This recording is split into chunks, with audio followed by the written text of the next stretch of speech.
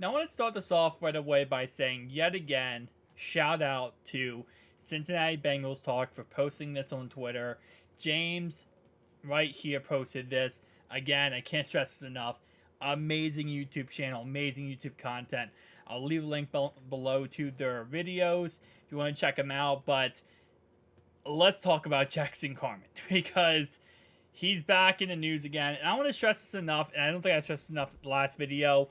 Listen, everyone's going to mess up in training camp, okay? That's what training camp is for. It's to learn to get better, right? It's to learn to not mess up and not make mistakes. That's the point of training camp. But so far, it hasn't been much positive things coming from Jackson Carman. Jonah Williams has been looking very good in training camp so far. He's been an absolute manimal. While Jackson Carman, as it shows right here in this clip, he is struggling a tad bit. Now, he's going against rookie first round pick Myles Murphy. And I want to go ahead and show you guys this real fast. This is obviously holding. And in a real game, that would be called holding. But if you look at, how he was in this clip we looked at before, where he just got absolutely mollywopped, and you can see Sam Hubbard goes literally right around him and gets after Jake Browning. And in real life, in a real game, that would be Myles Garrett, or that would be someone else. I know somebody said in my comic section that Myles Garrett never lines up on the left-hand side. But, okay, that would be Za'Darius Smith on the left-hand side, and he would go right around Jackson Carman, and Burrow would be on the ground just like he was in the championship when Akeem got destroyed by Chris Jones on the last drive we had the ball, right? But again, like I said before, that's what training camp is for, to get better, right? To progress, to, kind of find out where you're messing up and then get better with it. But again, this right here, this is absolutely holding. And this is going to get called every single time. Now, a lot of times offensive linemen do hold because they're going to get beat and they don't want the guy to get after the quarterback. And that's not a good sign at a right tackle if you're getting beat by a rookie. Now, Myles Murphy is not your typical rookie. He is very versatile. He is a very gifted athlete. He is a top-level player.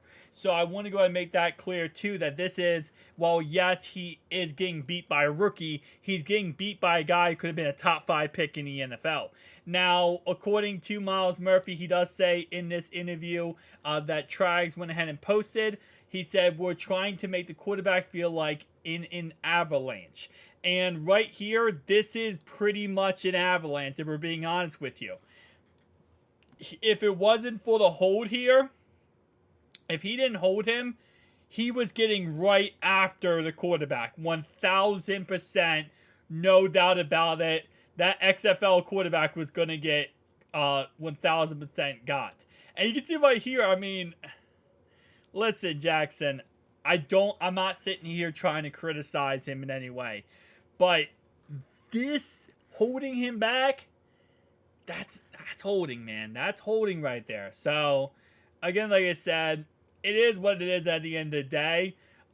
Jackson Carman, hopefully, is going to get better in training camp and get better by the season starts. But I really, truly believe now it is Jonah Williams' job. That's 1,000% my, expectation / theory here is it's going to be 1,000% Jonah's job. I mean, when you see stuff like this in training camp, this is against a rookie. Again, you got to keep in mind, he's going to go against TJ Watt. Can you imagine against TJ Watt? TJ Watt would blow him to the ground within milliseconds and be after Burrow within seconds. And that's not a shot at Myles Murphy. It's just, obviously, TJ Watt is at a different level right now than a rookie is, right? But Myles Murphy, one day, he'll be at that level. Don't worry, Steelers fans. He'll be at that level. But, yeah. It's kind of comical. To see how much he's holding him on that play, bro. And this is not anything new. And everything I have heard from Jackson Carman so far is that Jonah is playing good football, playing good at right tackle, and Jackson Carman is struggling. And it doesn't look like it's getting any better. But you know what? Who knows?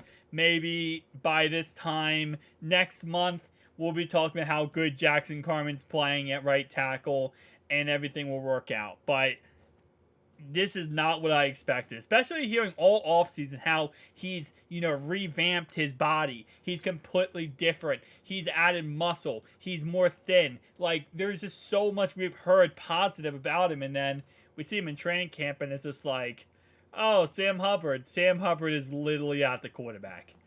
Oh, nice. It's Myles Murphy. Myles Murphy, if wasn't for being held, would have been at the quarterback. Now, you could blame the quarterback in some way here for how long he took to throw the football, right? At the end of the day, you could make that argument. But again, if this was Chris Jones would have been to the quarterback, and he wouldn't have had that 5 or 6 seconds to throw the ball. Like, Chris Jones would have been there within seconds. So, again, like I said, we'll have to wait and see what ends up happening. But I think 1,000%, Jonah Williams is starting right tackle week 1.